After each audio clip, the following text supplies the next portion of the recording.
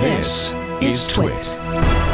It's so funny because Apple can't win. On the one hand, Apple is constantly, beat up for privacy. On the other hand, now the EU is investigating ATT, application, application transparency. Ad tracking transparency.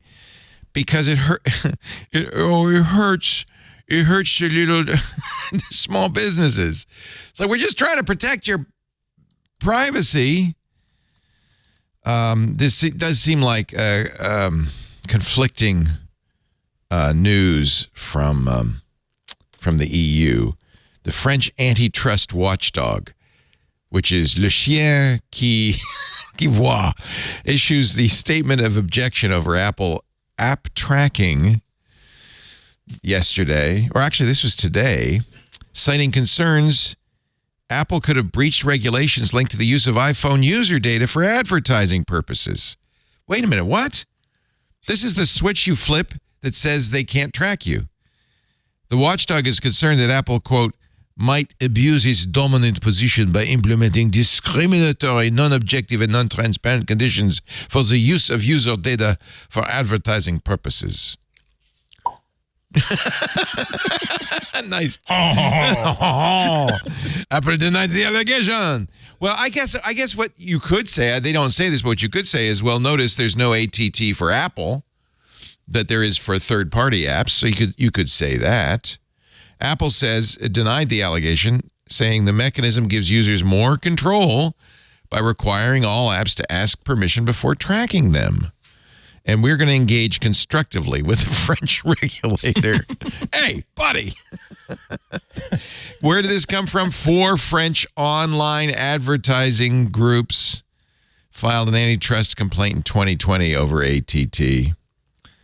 And I guess, it's inevitable. IAB France, MMAF, SRI, and Unicom said the changes brought by Apple did not meet European Union privacy rules because while the opt-in mechanism applied for third-party developers, Apple's own apps did not include it. So they got a point. It's not third-party. Right. Because it's not third-party. Right. It's Apple. And Apple has first-party data regardless, right? Yeah, GDPR is becoming such a problem for so many people because it's basically if you don't think you have a weapon to hit a big company with, pull out GDPR, you'll have some success because it's vague enough that it'll probably go to trial. It'll probably cause some sort of a problem. I do support the principle of it. I do support the idea of it, but in practice over the past few years, we've seen that the balance of holding large companies to account for violating user privacy is happening at a slightly smaller pace than a lot of companies that are doing their best being really, really harassed and almost put out of business by the impossibility of complying with certain terms of this thing. I hope that gets updated a little bit just to make it a more finely focused tool. On the other hand, Apple is being targeted in App Store antitrust damages suit. UK developers seeking $1 billion plus. It's a class action lawsuit, which seeks compensation, accusing the tech giant of abusing a dominant position by charging an anti-competitive, we've heard this all before, 30% fee on in-app sales. This is the one thing, that Epic kind of won in their battle. Actually, Epic didn't even win this battle. They only won the one thing, and Apple's got a 90-day stay on it, that Apple doesn't allow you to put a link to your third-party payment system on the web for apps like Kindle or Audible. It does show that this is how Apple gets pecked to death by ducks. Not to death, of course, but this is the one thing where you kind of got us here. We're at least going to have to spend a lot of money to make this go away one way or another. And this class action suit would not have been brought if not for the fact that it's been identified as a successful point of entry to get at Apple's wallet. Yeah, and it's still going to come down to the same thing it's come down to in every other case, which is, are other phones like the Apple phone? Are they, and if a court decides that they are the same, that most of these phones work the same way, then it's hard to calculate a monopoly. if they decide that it is distinct, then it's easy to calculate a monopoly. So it's just a matter of, so far, no one's been successful at making that turn yet. I wonder if in this class action suit, the courts might say, well, the EU regulators are already looking at this, so we're just going to, let's wait and see what they do first. Right. Otherwise, right, the ducks can really get you. It's nibbled to annoyance by ducks, I guess, is what Andy really meant. Yeah.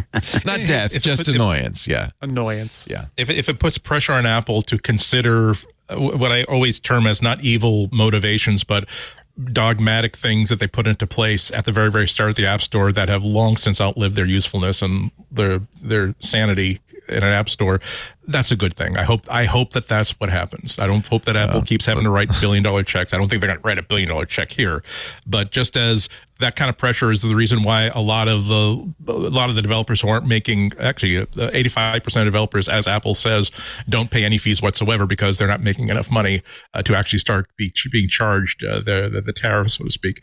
And that didn't happen on its own. That had happened because of pressure from outside. You're saying eventually really King Farquhar will look out of the tower and see all the pitchforks and torches and say, I don't think they like this policy. It's also very hard to find a bank that will cash $1 billion check. Well, you got to make it one of those those big prize checks, the demo. It's the oversized novelty check. Is the only kind of check. And then to endorse it, you need like one of those wide Sharpies so you can write your name really big. Did you see there was a woman claimed to have won the whatever it was, the $1 billion Powerball payoff, and they gave her the big novelty check, and then it turned out no, she hadn't. You could have just checked her ticket and see. Yeah. But no, she got her 15 minutes of fame. They got she wanted the big novelty check, I think. Yeah, exactly. That cost that lottery company $187 at Kinko's. I hope that they get some of that money back from her. I love reading that article, or I think the TechCrunch article on the UK thing. It said another element that is critical and is that even if the fee was zero, they would still have the same app store because Apple could not sell a single device without valuable apps such as Tinder, Spotify, Netflix, news apps, game apps, and the like. I was like Fortnite, users were just kind of like, oh, Fortnite's not here anymore. Okay. Right. I just think that it was like the thought that people aren't going to buy their iPhones because of those apps specifically. I was kind of like, well, I think most Apple users would just move on. Like they'd just be like, oh, I guess it's not here anymore.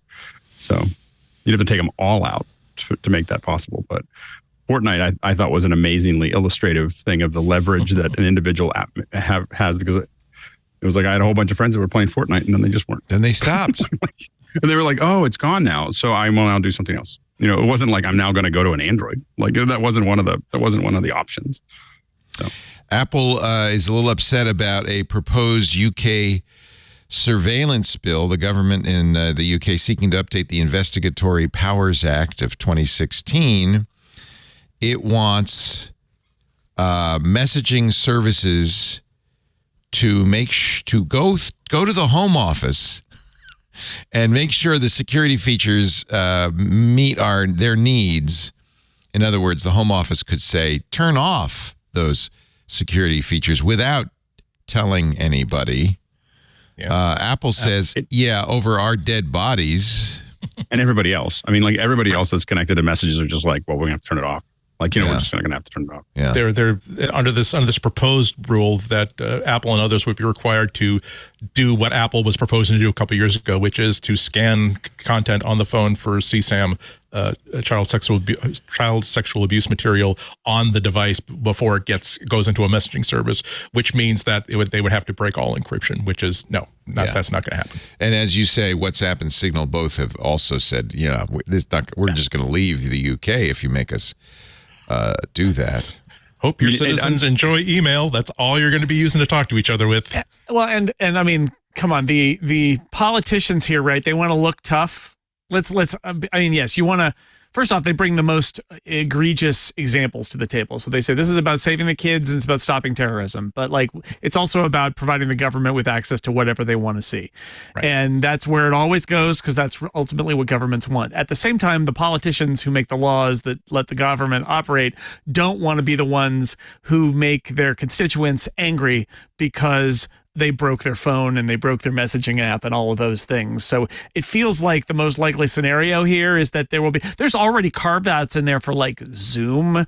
And my favorite is for government people. The government stuff can still be encrypted. If you work at the government, that stuff still be encrypted. It's fine. It's the people, regular people who don't get encrypted. So there'll be carve-outs. I would imagine they don't want Apple and WhatsApp and anybody else to like storm out of the UK and stay out, right? Like they're gonna more likely they'll have like a little like they agreed to this minor thing that doesn't break anything, and that's how we got them to stay, because it would be quite a scene, and it would be interesting to see it if it happened. But like that, not only would that make the UK politicians, I think, maybe look bad and be a little afraid, but like they also have to realize that Apple and WhatsApp and the rest of these guys aren't going to say yes, because they know the moment they say yes, like, okay, in the UK we'll do that. Well, the jig is up everywhere else. Like literally everywhere else will pass similar laws at that point. So they're not going to say yes. They're going to say no.